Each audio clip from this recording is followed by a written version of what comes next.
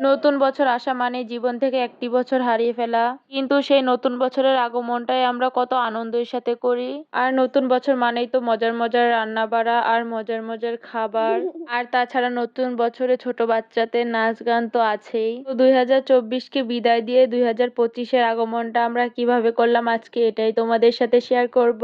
তোমরা না টেনে আমার হ্যাপি নিউ ইয়ার এই ছোট্ট পিকনিকটার ফুল ভিডিওটা দেখতে থাকো। হুট করে আমার বিচ্ছু বাহিনীরা সবাই বলছিল, ভাবি চলো আমরা পিকনিক করি। ছোটরা আমার কাছে কিছু আবদার করেছে আর আমি সেই আবদারটা পূরণ করব না সেটা কখনোই হতে পারে না। তাই আমি আমার সামর্থ্য অনুযায়ী তাদেরকে একটা ছোট্ট পিকনিকের আয়োজন করে দিলাম। পিকনিকের সবকিছু মূলত আমিই করব আর বাচ্চারা শুধু আনন্দ করবে। আর আমি অন্য কিছু রান্না করতে পারি আর না পারি, বিরিয়ানিটা কিন্তু অনেকটা পারফেক্ট ভাবে রান্না করতে পারি, তাই আমি ওদেরকে আজকে রান্না করে খাওয়াবো। রান্না করার জন্য মুরগির মাংসটাকে আমি ভালোভাবে কেটে নিয়েছি আর বাড়িতে আসার পরে দেখছিলাম আমার ভাগ্নি আমার জন্য অনেকগুলো চপ এনে রেখে দিয়েছে। এটা ছিল মুরগির পায়ের চপ, এটা খেতে আমার অনেক বেশি ভালো লাগে। তাছাড়া আলুর চপ, বেগুনি এগুলো নিয়ে এসেছিল। আর ওগুলো খাওয়া দাওয়া করার পর আমি এইদিকে বিরিয়ানি রান্না করার জন্য বসিয়ে দিয়েছি। আজকে আমি তোমাদের সাথে বিরিয়ানির রেসিপিটা শেয়ার করব না, শুধুমাত্র আমরা হ্যাপি নিউ ইয়ারের দিন কি কি করলাম শুধু এটাই শেয়ার করব। তাই বিরিয়ানি রান্নার প্রথম থেকে আমি তোমাদেরকে দেখালাম না। তাছাড়া আমার মতে আমার থেকে ভালোভাবে বিরিয়ানি তোমরা অবশ্যই রান্না করতে পারো। আমার কিন্তু বিরিয়ানি খেতে অনেক বেশি ভালো লাগে। তোমরা যারা যারা অনেক মজা করে বিরিয়ানি রান্না করতে পারো অবশ্যই আমাকে দাওয়াত করবে। তো এইদিকে আমার বিরিয়ানির মশলাগুলোকে ভালোভাবে আমি কষিয়ে নিয়েছি। এখন এগুলোকে বাটিতে তুলে আর এর মধ্যে আমি ধুয়ে রাখা চাউলগুলো দিয়ে দিয়েছি। এখন এর মধ্যে আমি চাউলগুলোকে ভালোভাবে ভেজে নেব।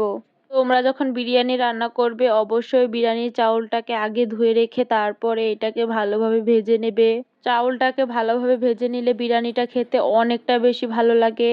চাউলটা অনেক বেশি ভাজা হয়ে যাওয়ার পরে এর মধ্যে আমি আগে থেকে ভেজে রাখা পেঁয়াজগুলো অল্প একটু অ্যাড করে দেব। তাহলে এই বিরিয়ানিটা খেতে অনেক বেশি ভালো লাগে। পেঁয়াজগুলো দিয়ে দেওয়ার পরে এগুলোকে আমি ভালোভাবে নেড়েচেড়ে মিশিয়ে দেব।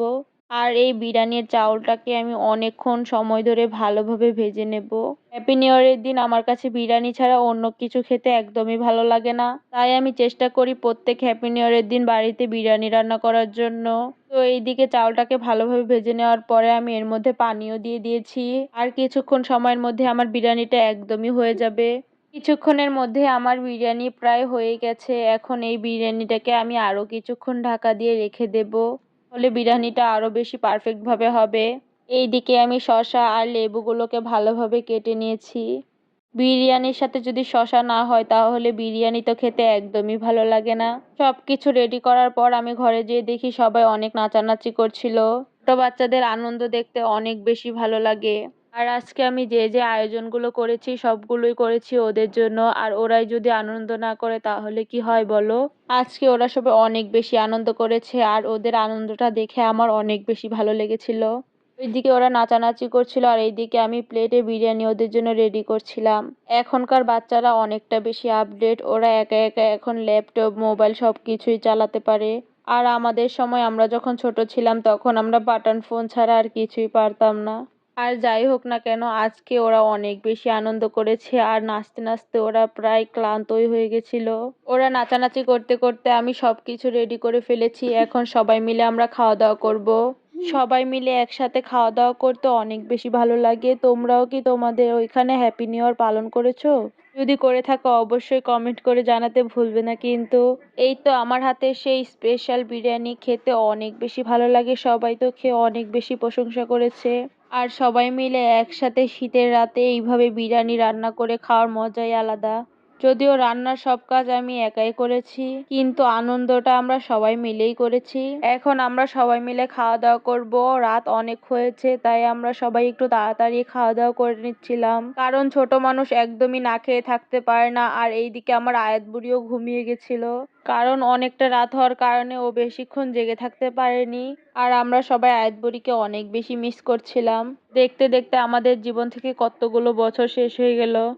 তেমন ভাবে 2025টাও একদিন আমাদের জীবন থেকে চলে যাবে, কিন্তু রয়ে যাবে এই আমাদের আনন্দের মুহূর্তগুলোর স্মৃতি। তাই তো আমি সব সময় চেষ্টা করি ছোট বাচ্চাদের নিয়ে অনেক বেশি আনন্দ করার জন্য। তোমরাও দেখো এইরকম ভাবে ছোটদের নিয়ে আনন্দ করলে তোমাদের মনটাও অনেক বেশি ভালো হয়ে যাবে। আজ এই পর্যন্তই। তোমাদের যদি আমার ভিডিওটা ভালো লেগে থাকে তাহলে অবশ্যই একটা লাইক, কমেন্ট এবং শেয়ার করতে ভুলবে না।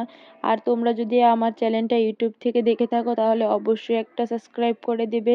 আর ফেসবুক থেকে যদি আমার এই ভিডিওটা দেখে থাকো তাহলে একটা ফলো করতে ভুলবে না। আবার দেখা হবে অন্য কোনো ভিডিওতে। সেই পর্যন্ত সবাই অনেক ভালো থাকো।